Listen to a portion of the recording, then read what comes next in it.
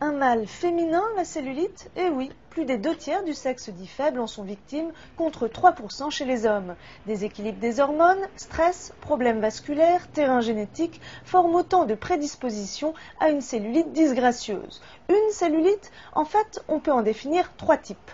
Si une personne sait qu'elle a tendance à avoir les jambes un peu gonflées le soir en fin de journée, si elle a tendance à avoir des gonflements des pieds et des chevilles quand elle prend l'avion, quand il fait un petit peu chaud, elle a une tendance à la rétention d'eau. Et puis à l'inverse, si vous avez une cellulite fibreuse, eh bien vous le verrez à la palpation. Au lieu d'être souple, d'être molle, la peau devient adurée. Et vous avez une cellulite qui est un petit peu dure, son épice un petit peu plus dur, on a du mal à pincer la peau. Et ça, c'est une cellulite fibreuse. Elle est souvent douloureuse également à la palpation. Une cellulite adipeuse, par contre, est molle, elle est souple à la palpation et elle est souvent localisée. Pour prendre les capitaux à revers, multipliez les attaques. D'abord l'alimentation. Évitez de manger des graisses cuites ou trop de saccharose. Puis un massage mécanique ou palpé roulé stimule l'apport sanguin, améliore l'élasticité des tissus. Cette machine aspire, roule et déroule les plis de la peau, une vraie séance de stretching favorable aux cellulites fibreuses.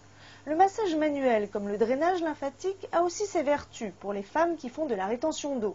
Ces méthodes associées à certaines crèmes sont efficaces.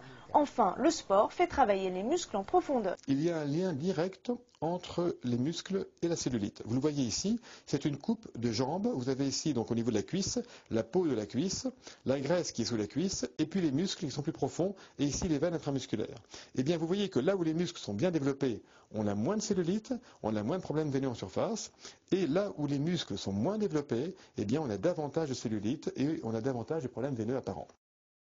Pour atteindre les muscles profonds, qu'on appelle les muscles solaires, les muscles donc, qui sont proches des os, il faut que le mouvement du pied permette que le talon aille plus bas que l'avant du pied. Donc il faut faire des mouvements sur un step, sur une marche, ou bien marcher pieds nus dans le sable. Quand vous marchez pieds nus dans le sable, au moment de l'attaque du pas, le talon est plus bas que l'avant du pied, ou bien marcher en montagne, lorsque vous attaquez le pas, le talon est plus bas. Les méthodes se complètent et s'adaptent aux différents types de cellulite.